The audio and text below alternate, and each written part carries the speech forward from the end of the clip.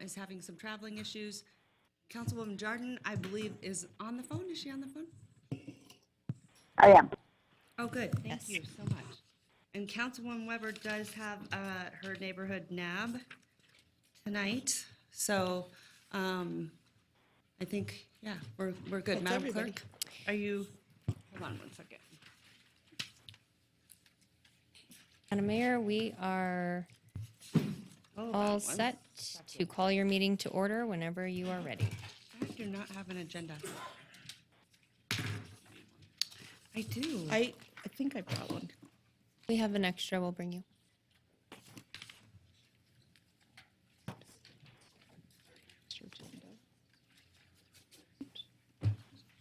All right. Thank you so much.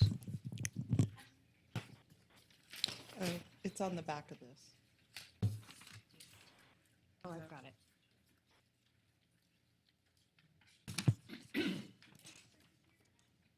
Oh, wrong agenda. Okay. Dean Dow, will you please lead us in the pledge?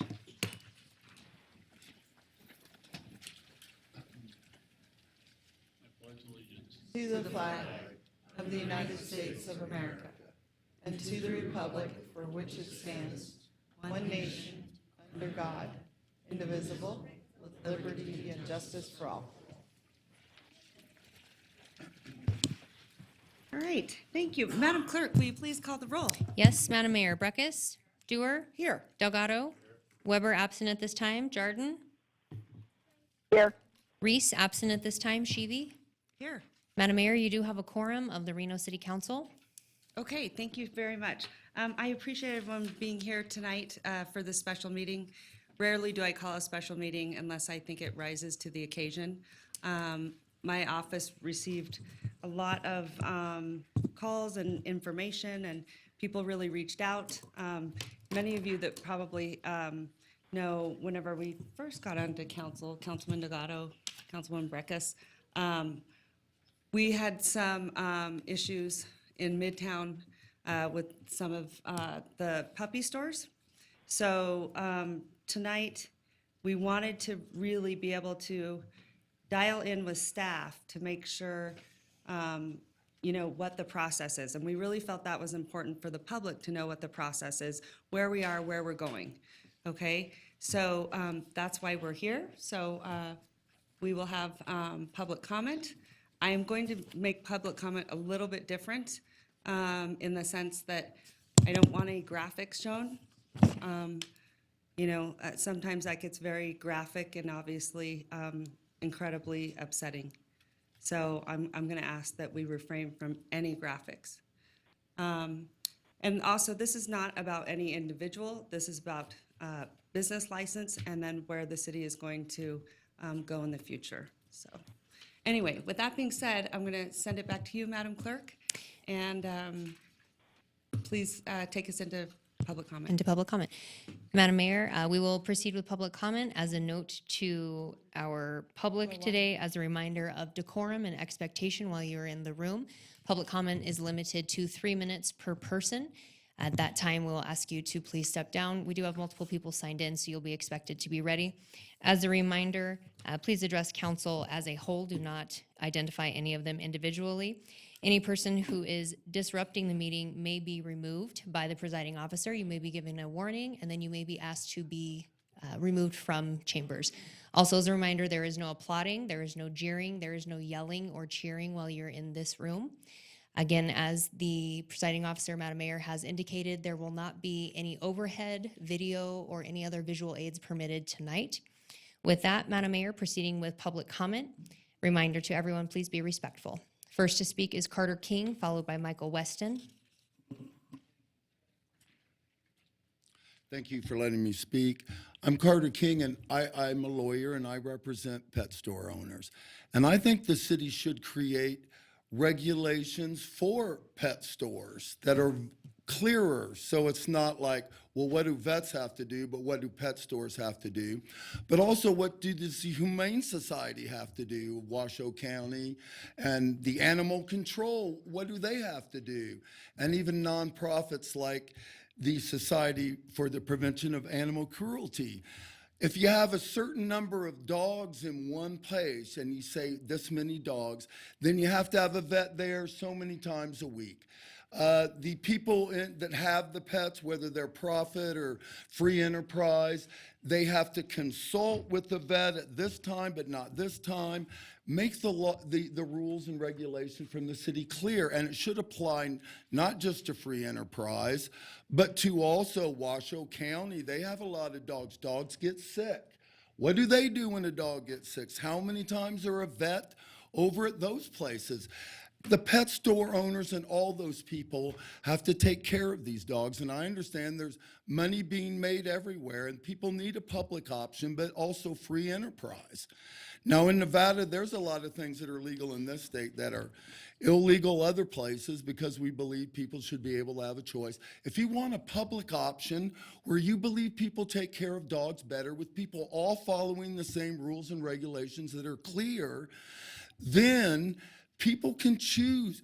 I want it cheaper over here, but it takes till November instead of it's more expensive over at a pet store, but you can do it quicker. But they all need to know what they can and cannot do.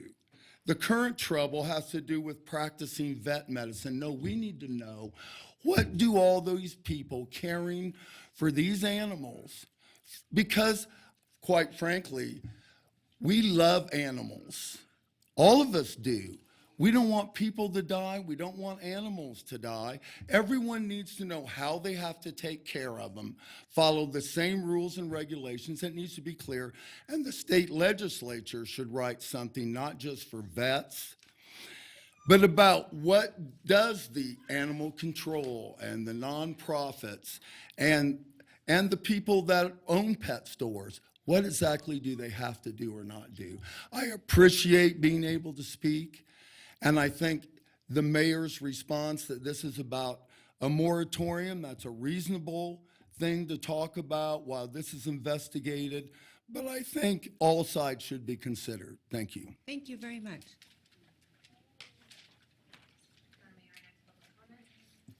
Next public comment is from Michael Weston, followed by Rick Cornell, followed by Christine Fulton.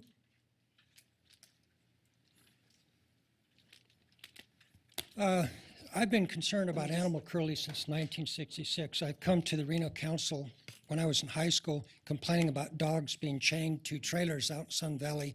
They did nothing. They look at you like you're from another world or something. And Mayor, 2 years ago, those dogs that were left back in the room at that pet shop in Reno, in South Reno, that were left to die because they weren't given medical treatment. I sent you a letter. I called every one of the council members and left messages. Nobody called back. And the pets were left to die, and the employees came to the Reno City Council and testified. They quit and discussed with the outrage, with the non-oversight of what's going on. In the United States, there's 168 million pets. This is from the U.S. Humane Society. 20 million suffer mistreatment, starved, tortured, or euthanized. 20 million out of 168 million, out of 340 million human population. The guy that tortured the 7 dogs 2 years ago, he's in jail now at taxpayers' expense. He got those off of Craigslist. That should be outlawed in Reno. Nobody responded. 40 dogs dumped at the exotic pet shop on Kitsky Lane.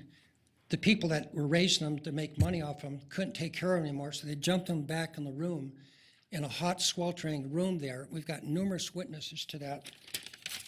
Jerry Brown in California, as corrupt as he is as a politician, he did one good thing a year and a half ago. He outlawed the sale of puppy mills or pets from pet shops. That's already reduced 27% of the overpopulation of animals having to be euthanized. That's a huge, huge win. Many cities and towns are outlawing pet shops and puppy mills. If you go on the internet, Google in, shutting down puppy mills.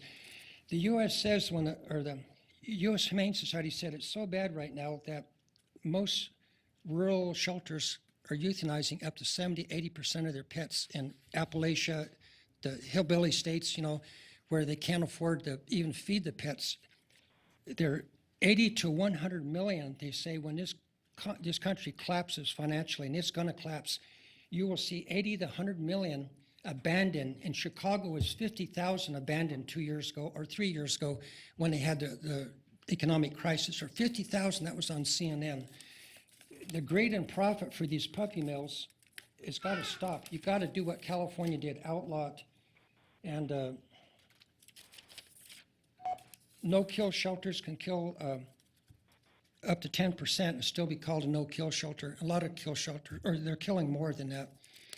And then the one pet shop on Wellesley Avenue, they had a little Chihuahua mixed in with 5 big dogs running around wearing him out to the point where he couldn't hardly breathe. I went in there, and the employee told me that the owner was doing that so they could make people feel sorry, so they could pay the $500-600 for that little Chihuahua. He was in there ragged, didn't know what he was doing, his little baby Chihuahua. And this is, I don't think the way you're running this city is terrible. Okay, thank you, It's the sir. worst I've seen ever. Madam you. Mayor, our next public comment tonight is from Rick Cornell, followed by Christine Fulton, followed by Nicole Middleton.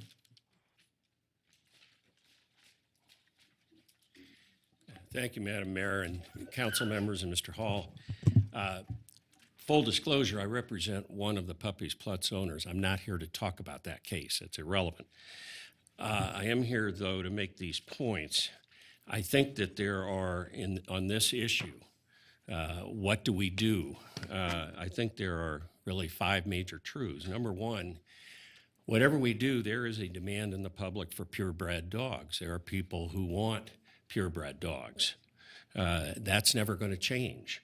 And therefore, there are going to be pet store owners who want to sell them to make a dollar. Number two, people who want pets, who want purebred animals, are they going to travel to breeders? Some will. For some breeds, you might have to go to the Midwest to do that. You might have to go to Iowa or Kansas or Nebraska or Oklahoma, and that's not very feasible. And when you go there, who's to say those people are always honest and ethical and above board? In every profession, there are the bad apples, and breeders are no exception. Number three, let me state the obvious. Nobody benefits from the sale of a sick dog or a dead, much less a dead dog. Nobody benefits from a dog dying on the premises.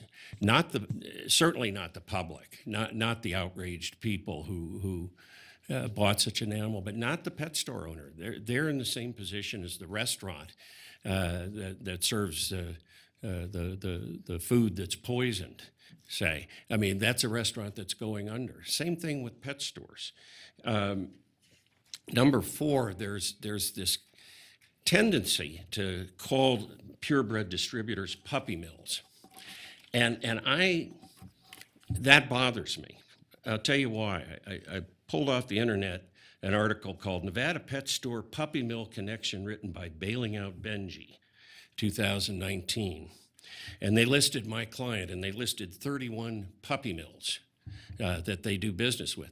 They had no comment about 24 of them, which tells me that my client is doing business with 24 honest, reputable, purebred distributors. The other 7, they had plenty to say. And the hopes are that the retail owner can spot them and not do business with them. My client stopped doing business with one of them after a series of unfortunate events. And 5, finally, the current state of the law is that we think, it's not been tested, but it seems pretty clear, pet store owners are exempt from veterinary practice except for the treatment of zoonotic diseases. Maybe that will change by the legislature. Maybe it should change in 2021 by the legislature, but that's the legislature's job to do that. With all of that in mind, with all of those, I think, major truths, what I would propose for the council is to do ordinances, to set up ordinances that can address some of these. And we're happy to be part of that with animal control and the veterinary society. I mean, and I can, if I had more time, I'd tell you exactly what I have in mind. Okay, thank you so much. Madam Mayor, our next public comment is from Christine Fulton, followed by Nicole Middleton, followed by Krista Ponto. Good evening. I wrote something out. I've been thinking about this all day. In 2007, I bought a pug from Little Pup's Pet Store. That pet store was shut down for selling sick puppies. That pet store came from Reno. They subsequently moved from city to city selling these puppies. My point is, this is not an isolated incident. This is not about just animals. This is about people who love them. The minute that I took one look into my dog's eyes, I fell in love with her. She almost died. I spent thousands upon thousands of dollars making sure that this dog lived, and thank God she's happy. But if you guys, we need to send a message. We need to send a strong message that this behavior is not acceptable. These are not just animals. They're part of my family. They're part of these people's family, and we love them dearly. So I beg of you, please take this into consideration, that this just isn't an isolated incident. And we need you guys to speak loud and clear that this will not be accepted and this will not be tolerated. Thank you for your time and have a good evening. Thank you so much. Nicole Middleton, followed by Krista Ponto, followed by Renee Johnson.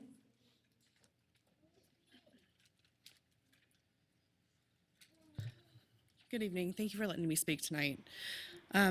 One of the biggest, what I feel is stains on our community is the four-breed puppy shops that we have.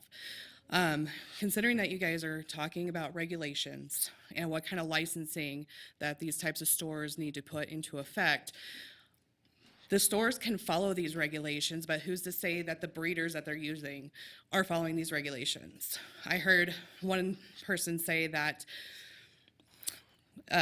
purebred distributors. Now, I'm sorry, that's a puppy mill. Purebred distributing is a puppy mill. There's no getting around that. When you have a reputable breeder, they're health testing, they're genetic testing, they're temperament testing. They put vet work into their dogs, they put leg work into their dogs, they put obedience into their puppies, and they don't let them go to puppy stores. You're not going to find a reputable breeder that is going to take their puppy and put it in an aquarium the size that my snake is in. It's just not going to happen. You can make all these licensing and registrations, but when you're importing dogs, how are you following up on these licensings and registrations that they're supposed to be abiding by in order for a store like this to keep going? Now, of course, yeah, there are going to be people that want purebred dogs. I don't know why. I don't know why a regular, everyday family needs a purebred dog, but that's fine. There's reputable breeders. There's reputable breeders that rescues can help them find. There's reputable breeders that the Washoe County can help them find. There are reputable breeders out there, and they're, like I said, they're not going to end up in puppy stores. They're not going to end up in the mall. They're not going to end up in an aquarium. You might have to travel to get them, and that should be fine. If you're going to dish out $6,000 for a dog, why wouldn't you want to travel to go get that dog? Why wouldn't you want to see where that dog is coming from? Why wouldn't you want to vet the person that dog is coming from? So these dogs that are in these aquariums, in these puppy stores, they get their first set of shots.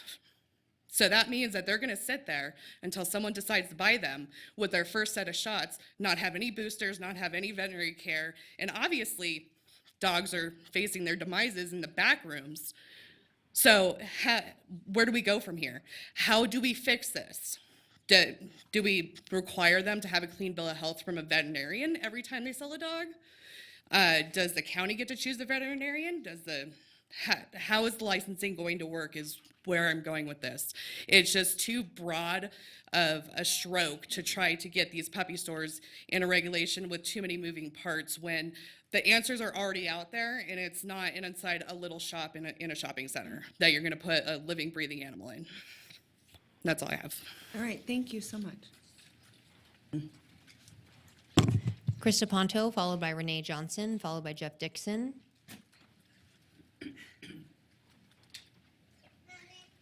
Hello. This is Murphy. Murphy was purchased from the pet store on Virginia.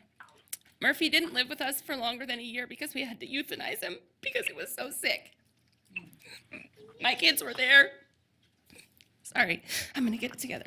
When we purchased him, he was a tiny little fluff ball with a cough. We brought him home. He got every other dog in the household sick with kennel cough, and we took all of them. Everyone, after 3 rounds of antibiotics for everyone, it was knocked out. He was cleared. After that, he wouldn't stop tinkling all over. So we took him to the vet specialist, and they did imaging of him, and he had short kidney stuff going on, and that was another expensive surgery to make him so he could function without making our house smell like a barn. After a while, we neutered him in a timely fashion. You're not supposed to neuter large breed dogs for their joints. They're supposed to be able to develop on their own. And we had to neuter him because he was showing so much aggression. He was angry. He was very friendly with us, but he would snap outside of the home. It was so stressful to take this angry giant animal to the doctor anytime we had to, and he was the sickliest one. Eventually, even offering him the most delicious treat, he wouldn't even open his mouth. He couldn't. So they said, okay, we're going to clean his teeth, and we're going to x-ray his head to make sure there was no cracks or anything. Even when he was fully sedated, even the strongest male doctor could not open his jaw. Murphy never came home after that. We had to make the decision to euthanize him because he was so sick. His urn sits on our mantle with a photo of him, and we're reminded every day that it's just not fair. The last thing I'm going to say, I'm not a naive person. I'm very educated, and when we went there, I said, please make sure, I want to see that he's not from a puppy mill. She showed me all these fake pictures of his mom and dad. And when I got home, I said, that doesn't add up. So I Googled and called back east, called, and found out those photos weren't real. Thanks. So he definitely was a puppy mill puppy. And me, my husband, and my small children are definitely directly affected from that. And that's all I have. Thank you. Mayor, our next public comment is for Renee Johnson, followed by Jeff Dixon, followed by Mariko Moore. Renee Johnson.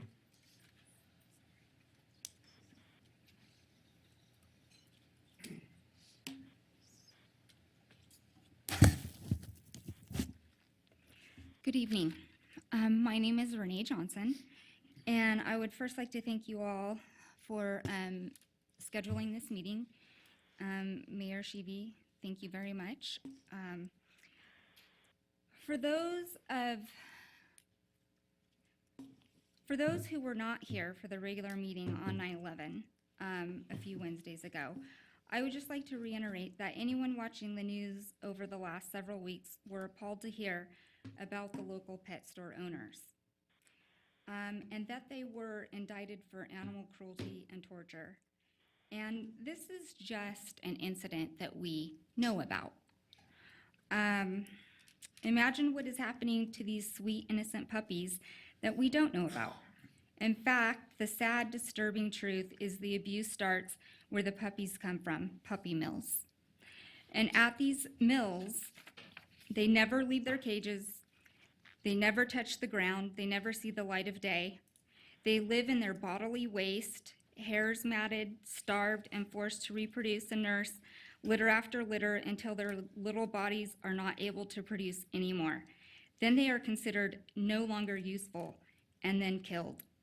They are denied even basic veterinary care, causing dogs to suffer from all kinds of diseases, wounds, and injuries. Another sad fact is all animals sold in stores come from mills. Dogs, cats, pot-bellied pigs, rabbits, reptiles, any mass production of any type of animal that is sold in a pet store. There was one time in the distant past when We asked the local pet store owners if they got their puppies from mills, and the answer has always been no, because anyone with compassion would never buy a puppy from a pet store if they knew the whole story about them, right? Well, I came upon an undercover investigation that proves where exactly these puppies come from, and I have submitted that to you for your review later. I do apologize that it may not be completely legible. I mean, and I am in the process of getting a legible copy for you to read. So with all of the public outcry and proof that puppies and other animals sold in stores come from mills, it's time to shut them down and never allow them to reopen. As a second-generation Nevadan, I don't want to live in a state where we're known for allowing this to continue. Please do the right thing and close them. Thank you very much for your time.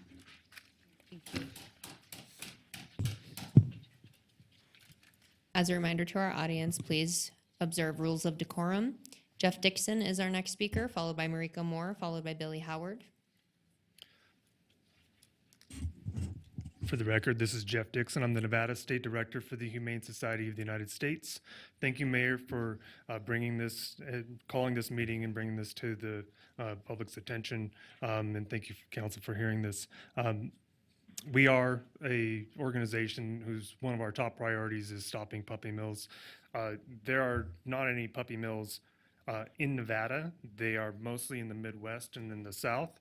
So we fight them at the point of retail sale where they are in people's communities. And we have Puppies Plus here. We would support the moratorium. We generally don't support moratoria, but we would on condition that there's a consideration of a ban in the future. As you here, there are victims on both sides of this, both the dog, where they're treated like an agricultural product. These are like factory farms for dogs where the mother dog is bred over and over and over again until she is absolutely spent. The socialization conditions, the veterinary care, et cetera, they are all there to, the business model is for cutting costs. They're trying to be as efficient as possible, just like all the other agriculture in this country. Very efficient, but it comes at the expense of the animal. And on the consumer end, it comes at their expense. They charge more. They often are hooked into very high interest rate financing schemes. And then the health guarantees, whatever they are often very weak and full of loopholes, so that consumers end up spending much, much more than they would if they went to an ethical hobby breeder. The codes of ethics for most of those breeder clubs, they say you don't go through a third-party seller. So if you're going to go to a hobby breeder, you're going to be able to see the mother dog. That is the key, really. You're never going to see the mother dog at a pet store. You will at the hobby breeder if they're ethical. We recommend adopting and breed-specific rescues if you must have a certain breed of a dog. There are ways to get it. The market demand is satisfied outside of these pet stores. California is doing it right now. Maryland's doing it right now. Other entire countries that are islands like the UK, they can do it. We can do it too. Thanks. Thank you. Madam Mayor, next speaker is Mariko Moore. I would like to note, just for the record, Councilmember Weber has joined us. She's been with us for the last couple of speakers now. Mariko Moore.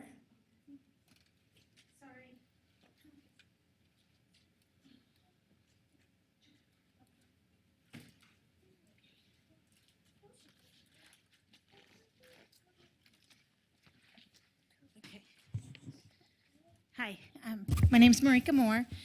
I'm horrible at this, so I apologize. I just wanted to come and speak in behalf of the puppies. We have 3 rescue dogs. They're the loves of our lives. One's a therapy dog. There's so many dogs in the SPCA and Humane Society. So many. I've been there multiple times. I used to volunteer there, and I've been to the pet stores many times. I've called animal control on them many times. Nothing's changed. The cages are small. I don't know if any of you have been in there, but they're really bad. It's no living creature should be subjected to the treatment that they're subjected to. So I believe wholeheartedly that they should be closed. There's plenty of ways to get dogs, wonderful dogs, and these stores are just, there's no reason they should be in business. And the other thing I wanted to say is I talked to my kids about superheroes. They love superheroes. And to bring them here tonight, I said, we're going to fight the bad guys. We're going to shut down the puppy stores that are hurting the puppies. I won't bring them into the stores. It's too sad for them to see. And I don't want to cry again, but there has to be limits and boundaries in life. I teach them as children, there are boundaries and limits. And we give children boundaries and limits, but adults, I have my own business and we're very successful. And I believe in free business and the open market, but there has to be limits for businesses too. And even though we have free businesses, someone has to stop what's happening to these dogs and cats and rabbits. And it's up to us as adults. So that's all. Thank you for your time. Thanks for coming tonight. Thank you. Madam Vice Mayor, next comment is from Billy Howard, followed by John Potash.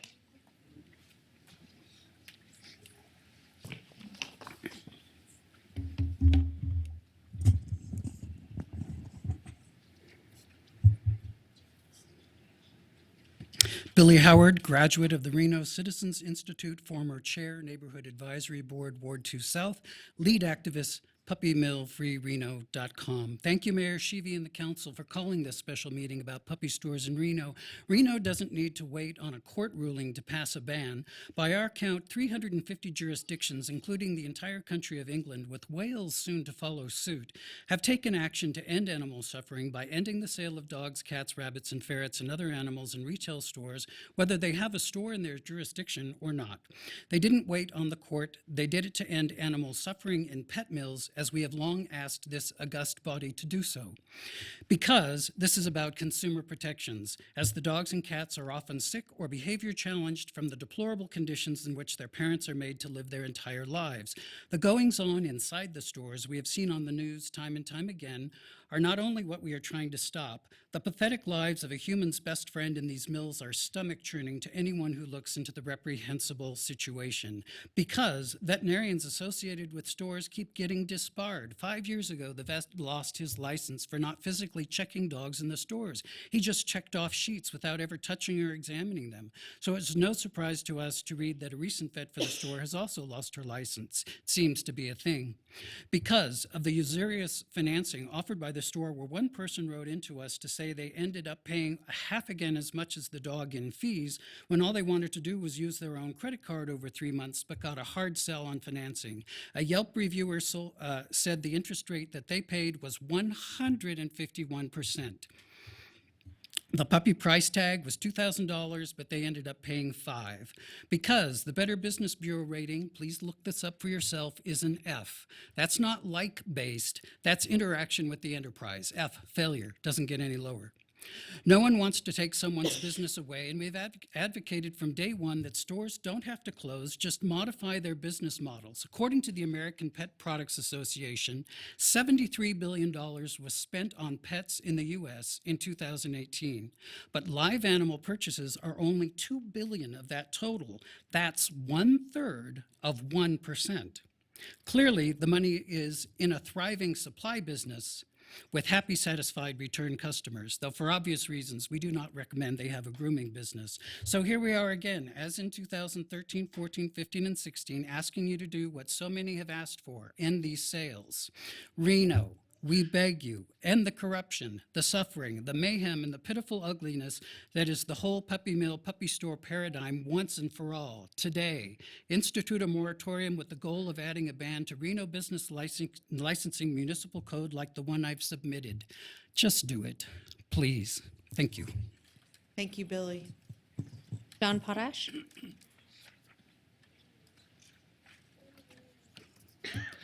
Good evening, Council. My name is John Potash. I don't really have much to say on the current situation that's going on, except to say that I still believe in America, the Constitution, and due process. Therefore, innocent until proven guilty. But it seems they're already being persecuted as guilty in the realm of public opinion, which is further driven by knee-jerk reactions like this. Even if they are found guilty, it still doesn't warrant punishing everyone else who would like to pursue the same type of opportunities. The facts are that pet stores that sell dogs and cats are extremely heavily regulated locally by the state and by the federal government. There's been a lot of misinformation I've already heard presented by speakers here today, so I hope you do your due diligence to really look into that.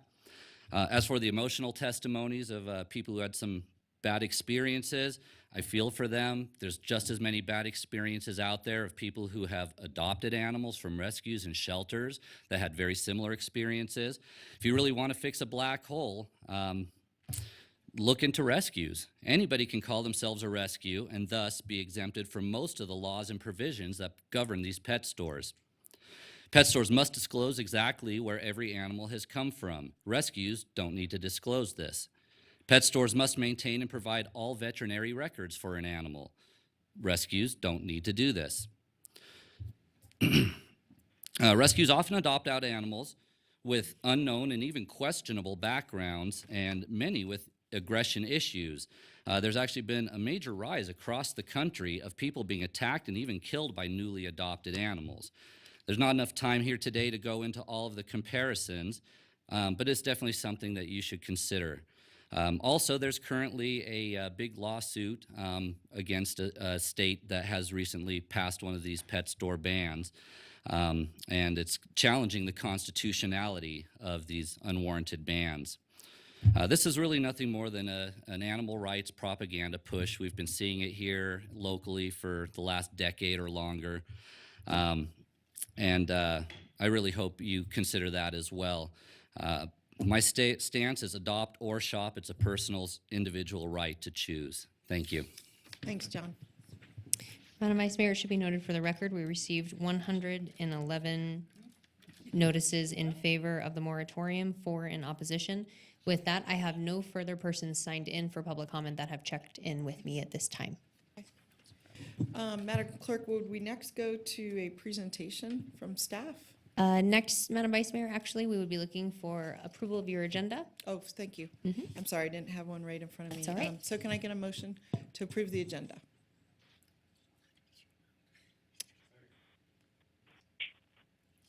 Okay, I didn't hear the first, I'm sorry. Oh, did I? No, I was looking for one. So a first from, I'll move. okay, thank you. So we have a motion from Councilman Breckus, second from Mr. Delgado. All in favor of approving the agenda? Aye. Okay, any opposed? Aye. Any opposed? Motion carries unanimously, and we'll hand the gavel back to the mayor. All right, thank you so much. Madam Mayor, with that, we've just approved your agenda. Our next item would be discussion and presentation from staff. All right, on thank you so much. I proposal. assume Angela Fuse, nice to see you. Thank you. Good evening, Madam Mayor and members of the council. For the record, Angela Foose, Planning Manager with the City of Reno. We do have a brief presentation tonight. Maybe I'll kind of set the stage first by letting you know that the intent of this presentation is to provide you with some background as to how the current regulations came into effect, and then to seek direction from you guys as to where you want to go from here. So with that, can you give me there we go. You might have a clicker. So let's start with the Interlocal Agreement. Back in 2003, the 3 jurisdictions came together and adopted the Interlocal Agreement. And the intent of that was to say, let's create a regional group that will be under the umbrella of Washoe County, that will be in charge of all of the licensing of animal services. So that was adopted in 2003. Fast forward to about 2014, there were a number of issues going on, and this council in particular brought to attention that there were some concerns that they'd had from the public, concerns that they were dealing with internally, and wanted to have more information and to have some say in what was being done in terms of regional animal services. So you guys brought forth a 180-day moratorium on the sale of dogs, cats, and rabbits. That moratorium was in effect 180 days. That time has lapsed. So post that initial moratorium, there was about a 2-year process where, again, the 3 jurisdictions came together working with a technical advisory group, working with the stakeholders, and they reached out to the community. There was a lot of public involvement in this process. And at the end of that 2-year process, the county, through the Regional Animal Services, adopted a permit, and it's called a Commercial Animal Welfare Permit. And much of those discussions included our own City of Reno code enforcement individuals and people from Reno that were involved in a lot of the concerns that were raised tonight and had been raised in previous years. So the outcome of that was that they now had a permit to deal with commercial sales of animals. Over the last 2 years, there has been a process, and again, headed through Regional Animal Services, of how to implement that permit. So just more recently, within the last year, I think actually starting in 2019, Regional Animal Services is actually implementing that permit. We're going to walk through what that looks like. So again, the purpose of that permit is to regulate things on housing and health and welfare and safety of commercial establishments. This is limited to basically 2 groups. This is the boarding of animals, specific to the boarding of dogs, cats, and horses, and also the sale of animals. And this is grouped into dogs, cats, birds, small mammals, and reptiles. And the way that this permit has been in operation, and again, it's a fairly new implementation process, is that we have over 300 commercial animal establishments. This is between Reno, Sparks, and Washoe County. So countywide, we have over 300 existing commercial establishments. Of those, the Regional Animal Services is going through a process where they are contacting each of those services individually, letting them know that they're going to have to go through this permit process. They are giving them the application. Those groups are going through and applying for it. Once they apply for the actual license, Animal Services goes in and does an inspection. They make sure that they can meet everything on the application, and then the application is either approved or denied. If it's denied, information is sent to business licenses. If it's approved, information is also sent to the local jurisdiction's business licenses. So we're notified as well that there is now a commercial welfare animal permit on file. Now, because this is a fairly new process, there's only 21 that are in place today. But I would like to acknowledge we did have a conversation with Animal Services, and they let us know that this is a priority for them. They're working on this. They're wanting to make sure they do it correctly. And so they are reaching out to, first, I would say the larger groups, such as the Petco and the PetSmart, the larger corporations, working through the kinks of this permitting process and working their way down through the rest of the 300 establishments. In terms of what is the city's role in animal services, and I go back to that 2003 Interlocal Agreement. That agreement basically took away our control in terms of licensing and regulations of animal services. So what we have in place today is basically a business license.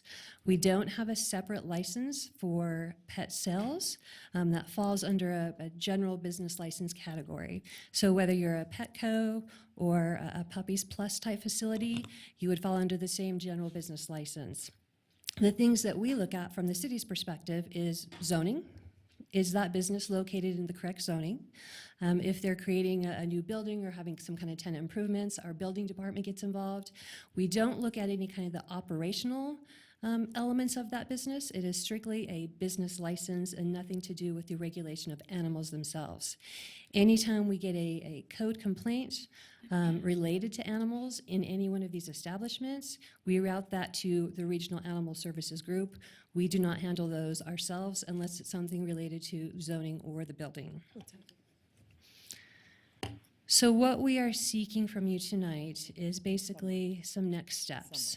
This is the first step in a 2-step process if you choose to move forward with this moratorium. Some of the things that we would like to get direction from you on specifically is what would you like, from Reno's perspective, this moratorium to include? There's a number of uses. Again, pet stores is a broad use. We want to make sure that specifically the uses that you are trying to regulate or put a moratorium on business licenses is impacted, and that we're not impacting stores or businesses outside of that regulation and that type of business. The type of animals, previously when you guys had proposed a moratorium, you limited this to sale of dogs, cats, and rabbits. If that's something that you are still interested in, or if you want to expand that or limit that to some other types of animals, we'd like that kind of information. And just generally, how do you want us to be involved as the city? Because we are limited by that interlocal agreement on what we can do with regulation of animals. What we can regulate is business licenses, and so that is basically our area that we have the ability to regulate. So with that, I will give it back to you and open it up to more discussion and feedback from you guys. Okay, thank you so much.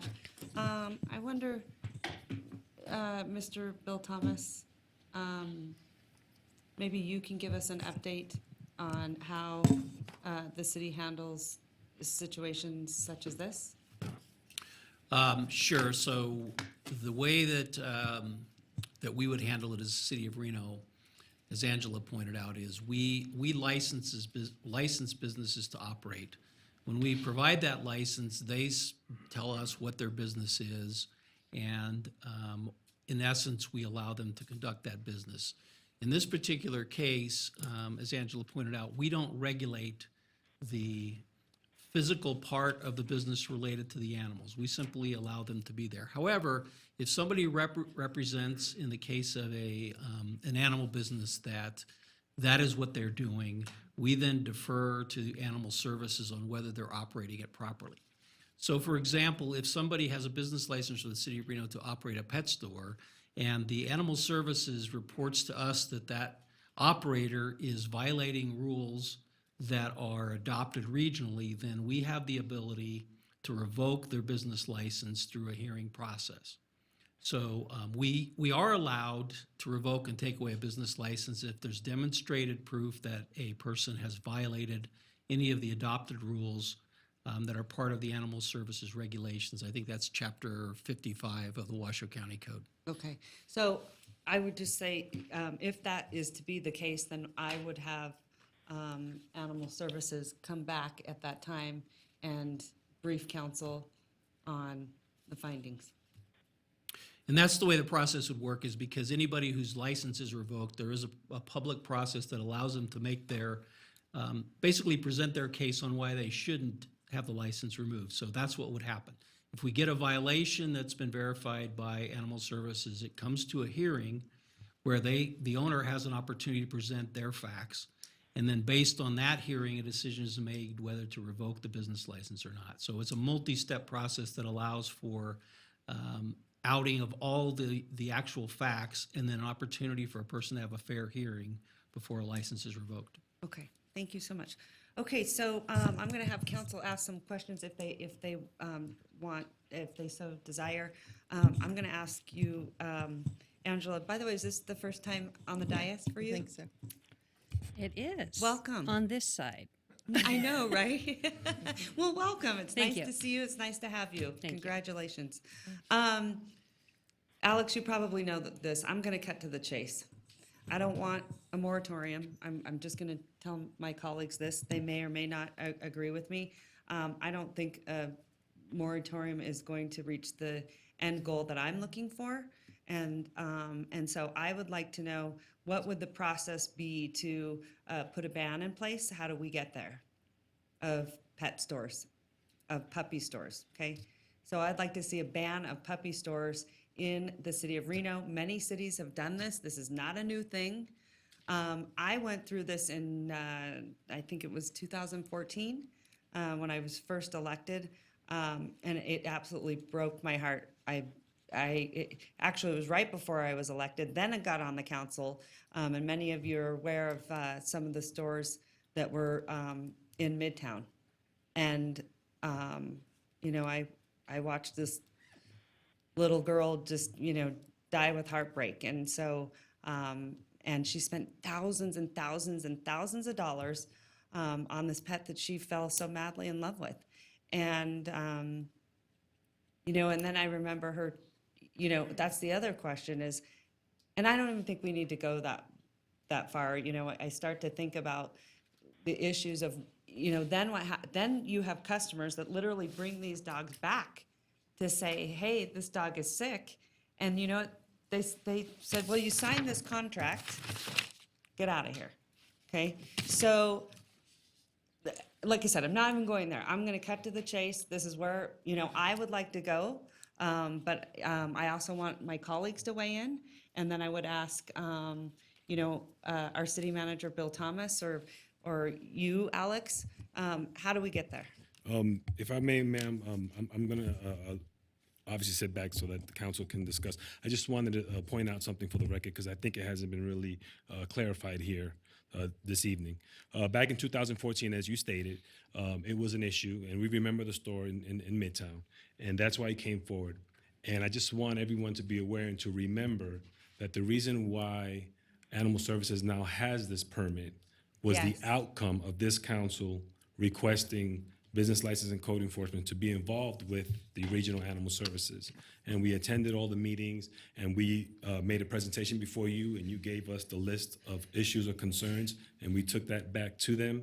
And based on all those concerns, that's how they came up with the permit, which has a bunch of inspections and a bunch of requirements, and it addressed even the temperature of the water is in there. So I just want to remind everyone that came out of this chamber, and that they did heed to your concerns. Yeah, So, thank you. and that's why they have it in place today. But I just want to remind everyone. And of that. Alex, I want to thank you. I know how hard you worked, you know, in 2014. I really appreciate that. And I want to commend them for putting in that kind of, you know, licensing and oversight. But quite frankly, when I look at the dates and the time on that, it took entirely too long. And that's my concern. So, okay, at this time, I'm going to send it to you, Vice Mayor Dewar. All right, Go thank ahead. you. First of all, I want to thank you for calling the meeting because this is something that came to my attention just around 2014 when I was running for office. I wasn't on the council to hear these stories and the issues, but ultimately, once upon a time, Washoe County had a body that was an animal control board. And ultimately, through this whole process, they did away with that board, and they instituted instead a Washoe County Animal Advisory Board. And this council appointed me to that board, and in fact, I became chair of that board. And so I've had now many years to see how they operate. And what I've found is that everyone over there cares very deeply. This board is made up of Reno, Sparks, and Washoe County representatives, electeds, as well as appointed representatives of animal shelter groups, veterinary groups, and the like. And we look at a lot of things, but we don't end up getting into the regulations of things because we're an advisory board, and they don't really come to us for that kind of stuff. But what has struck me throughout the presentation and just knowing what I've come to know about how they operate is I've been very concerned about the time frame. So that was 2014, and now in 2019, we finally have a license process for commercial facilities, and we have 21 of 300 licensed at this point, according to you both. And that concerns me because this was a big issue 5 years ago, 4 years ago, 3 years ago, 2 years ago, 1 year ago. And I'm not so concerned about the instant case or what we're hearing in the news. What I'm concerned about is I'm an animal lover. And all of my dogs have arrived at my house, been found. Same with cats, found in wood piles. They've all found a home with me. I've adopted them, you know, through the shelters. And, you know, it really concerns me because I could have been that kid wanting to get an animal from the pet store, not knowing any different. You know, and I think that is what most of the people in Reno, you know, they're about. Their kids want a pet. That's an easy and convenient way to go. So that's where they go. You know, and there's songs about it. There's a whole mythology about it. It's a little tougher to go to the shelter, right? You go in there, and there are a lot of barking dogs. They're unhappy. There are a lot of dogs that may not be as adoptable as other dogs, you know, little cute dogs. They do have little cute dogs there too, by the way. But some of them are bigger, more challenging to care for. And so what I want to hear what we have to say. I'm with you. But I'm very process oriented, and I know that if we are to get where you're interested in, I think the right first step is to do a moratorium, is to, as short or long as the body's interested in, and to study this issue very closely, and to take some careful steps. You already pointed out, we heard testimony that it's now in the hundreds of cities that have said no to pet stores. They don't want to be enablers, and I'll put it that way. And I would concur with that. So those are my comments for the moment. I've had a bird's eye view. I'm impressed, by the way, with Cheyenne Schul, who is the administrator of animal services at Washoe County. I think she really cares. She's only been there a couple of years. She's put in some very significant improvements, and that's what's happening here. So with that, my time's up, but I'll be interested to see what others are thinking. Okay, thanks so much. At this time, Councilwoman Breckus, and let me know, Madam Clerk, if there's anyone on overhead. Yeah, Madam Mayor, I seem to be aligned with your thinking of a moratorium. I think we did a moratorium.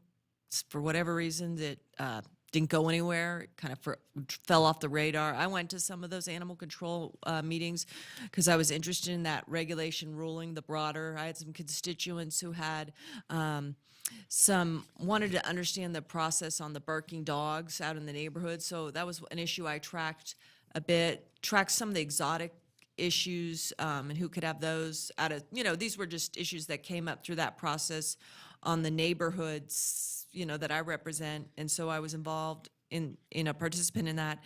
And then I guess when those rules packaged up, it didn't come back to us. So I'd be inclined to not do a moratorium because one, we did one before and we kind of fell off the wagon. Two, I don't see that there's a whole lot of trend of people coming in for asking for new ownership. So you do that. And then three, basically, is my general philosophy of moratorium. I felt very strongly earlier this year that we needed a moratorium on the crises of flooding homes and public property up in the North Valleys. I stood alone on that. And I think that in my way, moratorium rises to a level of that, not to little this. I think we can just move straight toward whatever legislation we're going to do because the issue has been pretty well thought out already. Whereas in the North Valleys, it's so much complex. We need to think about spending $200 million. That's a little more timely. So I'd be inclined, if that's the way we go, to go with what you suggest rather than the moratorium Ms. Dewar is thinking about. All right, thank you. Any other comments or questions from council? Go ahead, Councilman Delgado. Thank you, Madam Mayor. Some quick questions, I think, for staff. Real quickly for clarity, I don't know want to answer Alex or Angela, but sounds like we did do something with respect to the moratorium, and that's what we ended up with, animal welfare. Is that correct? The regional animal services piece? Correct. And so that was an outcome. It did not go anywhere. But can you talk to me about, but clearly it sounds like there were some failures because we're here today. Yes and no, absolutely. I think the success out of that process, and everything is a process, unfortunately, was that we now have a commercial animal welfare permit, which we did not have before that moratorium was proposed. So that is now in place. The challenge is it's not moving, I would say, as fast as we would all like it to. It is in place now. It is moving forward now. And I think because so that's in place, we're not really sure. I don't know. But to that point, my only question is, just for clarity, so something did resolve from that. Maybe it's not moving as fast as we wanted to. But the other piece to it is for the existing businesses, what does this mean if we move forward with an overall ban? How does that work? I'm just thinking process-wise for folks that are out there now, and how does that apply? That's a great question. So right now, the way that we have, if we were to go with the language that we have drafted so far, it would be to limit new facilities, new businesses, or a change in ownership. So those that are in operation today would not go away. It's once they changed ownership or a new business license was applied for, that they would then fall under the new regulation. Gotcha. Okay. So they'd be, because there's been a lot of questions out there. People saying, I have a store. And so the only ways that they would end up losing that permit or that license is, one, if they come into violation, we suspend or revoke their license because they're not following what they should be doing. Second is if they sold it, they can't sell it anymore. They're basically locked in, and they lose their license. But so we can potentially ban all all these pet stores, but all those that are in existence today would just have to kind of wait them out or allow for the process from the moratorium in terms of the animal services piece to start moving forward in terms of making sure that the welfare is correct in those places. And we may want to clarify, the term pet store is a loose term. So Yeah. we have a number of uses that fall under pet store, whether they're selling pets or dogs or fish or just supplies. So we may want to limit it even more to not just pet stores, but maybe a specific, if it's dogs that you're worried about, if it's cats, so that you can still have the facilities that aren't selling puppies, but are still selling animals such as fish and, again, rabbits and cats. And some of these facilities as well partner with the Humane Society and some of these nonprofits. And so we want to make sure, if it's your intent to keep those businesses open, that they can still run those operations where they're not necessarily selling the animals for the Humane Society, but they have a venue for the Humane Society to go to offer their pets for adoption. Gotcha. Thank you. Appreciate it. All right, are there Yeah. any other questions? I guess the comment is I want to be clear too. I'm where you are in terms of a ban, but I want it to be targeted and I want to better understand it. And if let's say we have a motion today to just ban 7 kind of pet sales, just to say whatever. I don't know what those should be. I wasn't here during that moratorium process. I think the purpose of moratorium is to stop things where they are, study, and to make some thoughtful recommendations. I don't know. I mean, I will follow your lead if you think it's about dogs and cats, or dogs, cats, and rabbits, or dogs, cats, rabbits, and birds. You're very knowledgeable on this and have had the benefit of that. I just haven't. And that's why I just wanted our staff to be able to present some of this information to us. And to Mr. Delgado's question is, I just wanted to know, and I think you've answered. So just to make sure, let's say we have existing stores that sell certain types of animals, mammals, birds, reptiles, fish, whatever, and then we either ban, we do a ban on the kind of things that they do. You're saying they would not be affected by that ban until they went out of business for one reason or another, whatever natural reason, sold, bankruptcy, there was a judgment against them, whatever reason they went out. Can they start up a new business? I mean, is it against them individually?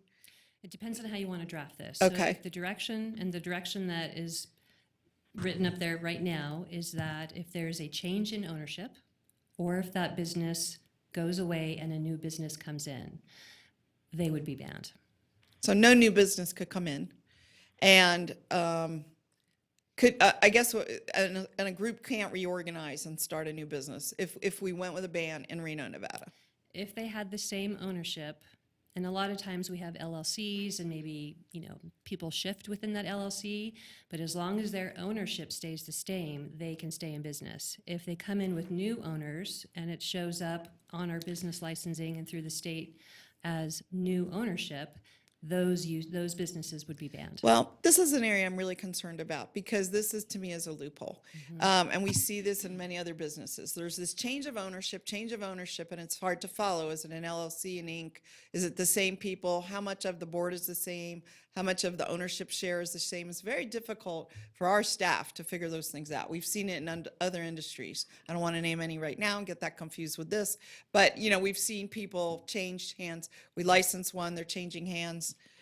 We're like chasing, and we're following, not leading. And so that's, I don't know how to get out from, I don't know if Mr. Thomas has some thoughts on that. I think the complexity of the issue you're talking about is getting rid of a particular type of business. And the challenge, we hear you if that's the direction the council wants to do, and we'll meet with the city attorneys and figure out, first of all, can we get there from here? Traditionally, because of the constitutional issue of government taking somebody's property right or somebody's business, we don't pass regulations that affect people who are already in business. We just move forward. We don't let more people do it. Well, we do pass regulations on how they do business at times, but we don't Right. pass whether they can be in business or not. Right, but what we can do, and we can look at in this case, if the council's intent was to not have this type of business, which we'd have to define what that business is, where the council would, is we could look at the opportunity to see if we could amortize it. I mean, that is one way over time to phase out businesses. But I think it's, just to be honest with council and the public, it's very difficult to take away businesses that exist. It's much easier to stop new businesses from coming, but it's very difficult to take away businesses. Right. It's not that you can't do it, but it's just No, we understand. cautioning everybody, that's a hard thing to do. Yeah, so I absolutely want to see a ban completely, okay? And I get, Councilwoman Doer is bringing up some very, very valid points, good points. We're kind of seeing that right now. And I'm just going to call it out with marijuana. And then, and so that's something that I want to be very careful of. So let's just say, you know, pet store A comes in and wants to do change of ownership, right? They're not required right now to come in and, are they? If they change owners, they are. To get a new Yes, license. okay, they are. And so then the other thing is, could you put a privilege license on those? So that is another option that you may want to go. Right now, it's just a general business license for pet stores. If you want to do a privilege license, we can go that direction. That gives you the ability for you as council to review it. It also requires a background check. Yeah, so, and I'm just saying on existing, that's if the city attorney's office says we can't, obviously, you know, the ones that are here now, but I also want to make sure they're being good actors. But my intent is to ban anything coming in. So what I would suggest, and I'm just going to throw this out there maybe for a motion for council, and you can kind of direct me, Mr. Bill Thomas, thinking, let's see, a ban of puppy stores in the city of Reno, okay? But you could come back like typically what staff does with sort of like A, B, C, D, you know, here's kind of the options. Obviously, you have to consult with our city attorney. Many cities have done it. I'm sure there's some great ordinances out there that we can copy and model that have been very successful. You did mention, Angela Smart, there are some groups that work with some of these pet stores already. Like, you know, I've seen the SPCA and the Humane Society, you know, working with them, and also making sure that there's no money exchange, because I think that's where it gets really dicey. But I would just say, if you could come back to the council with some options that we can weigh in, but I absolutely, and I know going forward, the only thing I will be supporting is a ban. Okay? Go ahead, Councilman Delgado. Thank you, Madam Mayor. Just two quick pieces too. I think there's two different things. I just want to make clarity is there's the future of them that Yeah. we're looking at abandoning. You're right. And then there's the existing of what do we do with the existing ones, right, that we have to deal with. And I think that's an opportunity too in terms of having to deal with the existing ones and make sure they're compliant. And to your point, I think there's a privileged license piece. I think there's also maybe a check opportunity that as they come in for those annual check-ins for privileges that they're already compliant to the animal welfare permits and to get the speed that process up for whatever the process looks like. And so I think there's some opportunities for the existing ones to get that moving a little bit quicker because you have two different ones really at play, but I see where you're going. Yeah, and so I support that. I just wanted to make sure that was clear. Madam Mayor, I would, since you've made a motion, I'm going to second it so we can have official conversation, if that works for you. Go ahead. So I have a motion and a second All right, discussion. so I would like to discuss. I'm gonna refer to you, Councilwoman Jordan is on the phone. 1 second. I just wondered, as we deliberate this motion, I would be interested in adding cats. There's an overabundance of cats in our area, and the shelters are very, very, very full. You know, that's part of the things I've gotten to know. And so they too are in these kind of situations. So that's just where I'm coming from also, so. And yeah, I know you'll go out there, you'll study some of the other ordinances. I know my office will get, you know, recommendations from, you know, people that, you know this topic extremely well. You know, there'll be a lot of dialogue. So I have faith in you that you'll bring us something that it really works. I understand exactly what you're saying. Absolutely. Maybe just to put it into a little bit more context, in terms of the number of business licenses we currently have in the city of Reno, for pet stores in general, we have about 12. Only 2 of those actually have puppy sales in the sense that we're talking about. So we currently have two business licenses in the city of Reno that sell puppies. Right, and so I was going to have you clarify that. When you said 300, I would imagine that's also like groomers and... Anyone that does boarding for more than 24 hours. Okay, Yep. okay, good. Thanks so much for clarifying that. Councilwoman Jordan. Thank you very much. I think one of the things I wanted to clarify, one was the comment about the revocation of a license and the restrictions or the inability we have to revoke a license. I think the one that wasn't brought up is at point of a conviction, found guilty, and we have already sent notice should that happen, that would be an immediate revocation of their business license. Yes, Councilman Delgado and City Manager Bill Thomas addressed it. You're correct. Okay, I must have missed. Oh, no, that's that. And the other question I had, and I wasn't really clear on this, can those that are selling puppies right now that have a general business license, is that something that I heard someone say that we can convert to a privileged? I apologize. Can you say that one more time? Oh, so she was asking, can we convert those into privileged licenses? I would imagine that's where the legal piece comes in. So, but if you did have a change of ownership, if someone were decide to sell tomorrow, there was a change of ownership, then that could fold over into a privilege. And I'm going to defer until we do some more research on that. I don't Yeah. want to throw out an answer without talking to legal first. Yeah. So maybe if I could jump in, the difference between privilege and a regular business license, general business license is when you renew a general business license, you simply have to pay the fee and it's renewed. A privileged business license requires council approval. So if the council said this type of business is one that the council wanted to look at, either for renewals or initial approvals, that can be written into the ordinance and that could be effective on people who already have licenses.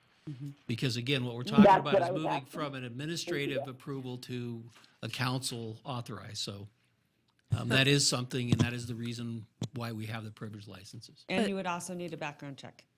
Correct. That too, yes.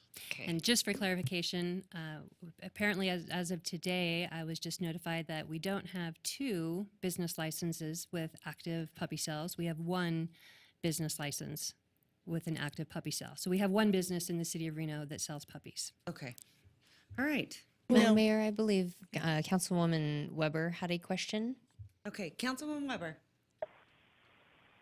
Thank you, Madam Mayor. I'm not sure who the question would go to, but I do have a question. If someone buys, I don't know if the city of Reno or Washoe County or Carson City or any other community would have this thing, could someone go to another community and purchase a puppy and then bring it back to our community? I think that's a great question. I will just tell you this. I'm not going to mention any names. Someone, I think, Alex, you brought it up, you might have, Angela, about states are banning these. I think there are 3 now. I know New York just did it. And I have heard, and I can't mention any names right now, but of a state legislator that will come in and probably bring that bill to Nevada at next session. And we can investigate that as the information we come forward to with our next meeting. I do believe California, for instance, banned businesses, but I think they did not ban home breeders. So it was more of the commercial business within a separate building versus the individuals doing it at home. And to your point, Councilwoman Madam Weber. Mayor, right. Okay. Madam Mayor. Councilwoman Dewar. Yeah. So one of my concerns here too, and why I still think the moratorium, in addition to the initiation of an ordinance, this is more of a discussion about initiating ordinance, which would have to come back for a first reading. The reason I think it's important is that we just heard that there's one, and I don't really want there to be two. And if the one was to, I don't want the one, let's say there is one, and they have a problem and they was it some kind of a criminal case, and they do lose their, I think Mr. Thomas said that that would have to not just be immediately lost, but have to come to us for a hearing. Is that right, first of all? Just to clarify, it would go to a hearing officer. So there is Okay. a process whereby it can be revoked, and that was Right. what would be instituted. Right, so let's say it's revoked, but they sell their business right now because it's revoked to somebody else. And now we have another pet store or pet sales going on a person that's not revoked. And so what I don't know that I want to be able to continue to have them opening during this period of ordinance adoption, especially given the situation that we're down to one, it sounds like. You know, that's just kind of, I think we should do both. So that's just how I feel. Okay. All right, any other questions from council? Well, couldn't we, I mean, I guess a couple things is, one, since I've been on the council, we haven't added any new privilege licenses. So this is a way of going into new territory, and the concept of privilege licenses and why some are, why some aren't, you know, what are the parameters for deciding has always been interesting to me. So I look forward to that discussion. For example, we always have privilege license coming on used tires or vintage stores or whatever. And I guess the theory is because maybe they were fences, you know, fencing operations. And so they had to rise to that level. But I think that if it is a concern of public policy, then, you know, the privilege license is the way to go. But they only come on initial. We could adopt an ordinance that says on renewal, Yeah. those in existence have to come before us. And I would remind the council that during the adult business licensing discussion, we talked about amortization. We had that tool at our disposal, and that is a First Amendment protected activity, which is the highest, you know, constitutionally protected activity that we felt we could amortize. So for saying that, oh, well, we couldn't put, you know, take away a business right, I think that there probably is an amortization option on the table. So that kind of works against the moratorium. Well, if one comes in, we're amortizing them out in 3 years anyway, or the sale, that component of the operation. So that could be on the table. I just don't think that one's going to come in during this period of rulemaking, because they have to come in and get dual licensing from other agencies, including the Washoe County. So it's not like a quickie one, fill out our business license and come in tomorrow sort of thing. You got build outs, you got to go to the county. There's a time involvement. We can certainly keep an eye on that and watch where they're going. So I don't think anyone, and I just don't want to go through, you know, I stated my concerns about moratorium, and I also just don't want to have this fall off the radar where we all think we've got a 6-month moratorium and then month 5 comes and it's forgotten again. So could someone repeat the motion again so I understand I it? think you bring up a good point. So that's my point. What I'm afraid of is having a moratorium put in place. Because quite honestly, I was not aware whenever we did it in 14. I thought the moratorium was Still in place. I thought it was still in place, quite honestly. And so that's something, you know, to Councilwoman Breckus's point, that I want to be able to avoid. But I also want to make sure that, you know, to Councilwoman Dewar's point, that if someone decides to come in tomorrow, because, you know, all of a sudden they're going, oh my goodness, you know, these are going to be valuable, because that happens too. People are going to say these licenses are going to be valuable because the city is going to stop giving them out. You know, they could. I mean, it's just a possibility.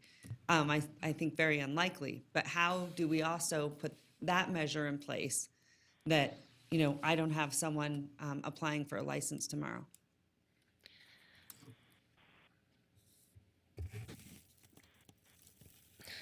I guess two things. Right now, we are looking at a 30-day timeline, a 30-day moratorium. So this gives us direction for the next 30 days to come back to you with some options. Okay.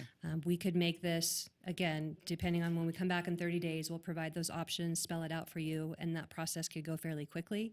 In the meantime, you have the moratorium to cover you in the gap, so to speak, until the business license code is changed or whatever that looks like. So this is your mechanism right now to enact this short-term moratorium.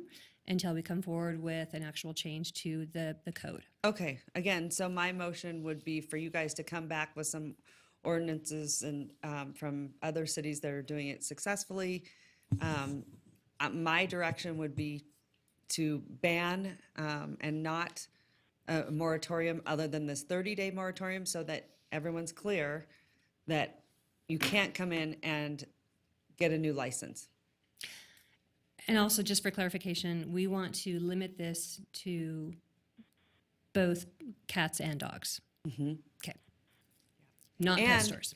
Right, but if there's a generalized ordinance in cities that they're seeing that's working as well, would you, bring that to us as, something to explore? Absolutely. And then I think you can give us some other options on the existing and how, we move forward with those licenses. Okay. Okay. Great. All right, so are you clear on that, Councilman Breckus? Yeah, that's Okay. fine. Okay, thank you I so mean, much. Okay, so I would've gone I another way, threw out but- the motion. I got Reiterate a my second from Councilwoman Dewar. All those in favor say aye. Aye. Aye. Aye. All those opposed? Motion carries unanimously. Okay, thank you so much. I'm going to send it back to you, Madam Clerk. Madam Mayor, with that, we are going to our closing public comment. Billy Howard would like to speak. Okay.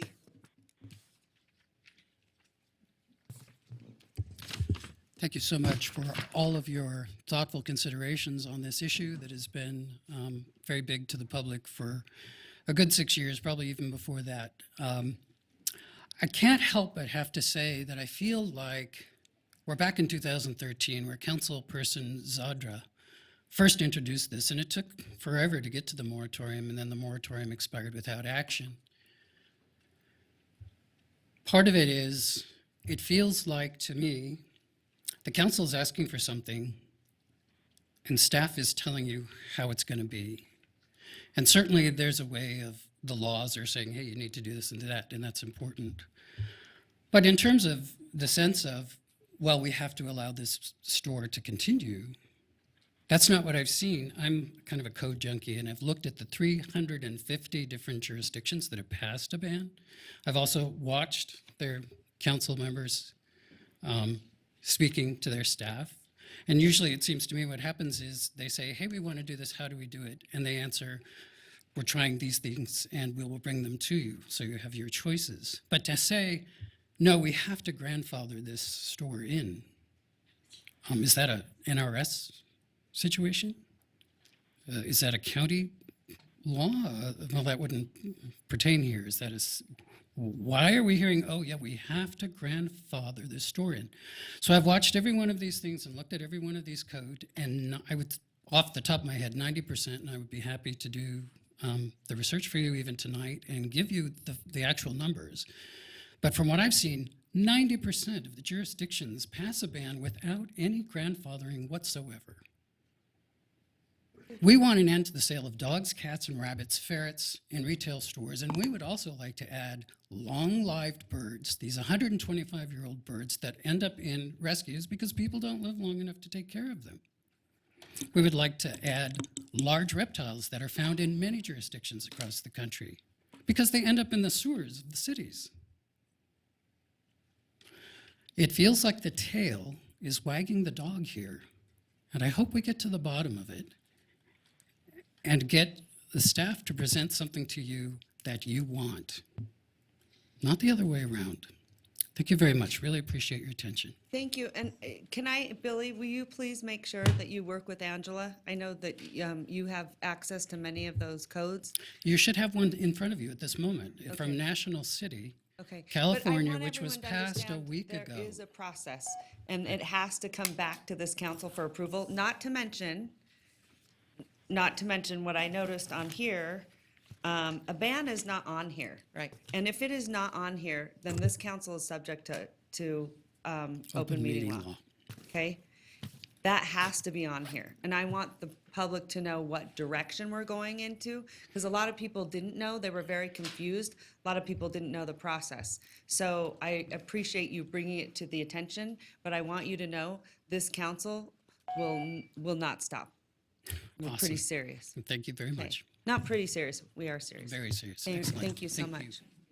Madam Okay. Mayor, with that, Madam we Clerk. have no further general public comment signed in, so I would be looking for a motion to adjourn from the council. All right. You can see Madam Clerk and then, or come on up and then sign in with her. Michael Weston, I believe. I forgot to mention earlier that the U.S. director at the Washington DC Humane Society said if there was monthly inspections required on any puppy mills or pet shops, you would get rid of 99% of the puppy mills right away because they don't meet the minimum safety, with pets born in feces-filled cages and freezing conditions and overheated conditions and deplorable conditions. You would solve the problem right there. You make it mandatory monthly inspections to the cost to the operator. You solve all your problems right off the bat. It's simple as that. I forgot to mention that because there's not much time to Yeah. say anything. Good suggestion. And one other thing, the other thing he said, there's 10,000 puppy mills in the United States that they're aware of, and none of them are required to have monthly inspections, and very few are even licensed. And that's my point. Thank you. Yeah, thank you so much. Mr. Weston, if you can please come fill out a form for the record, please. Madam Mayor, with that, we have no further general comment. Looking for motion to adjourn from council. Thank you. May I get a motion? Move to adjourn. I have a motion, a Second. second. All those in favor say aye. Aye. All those opposed. Thank you, everyone, for coming out tonight. Thank you so much.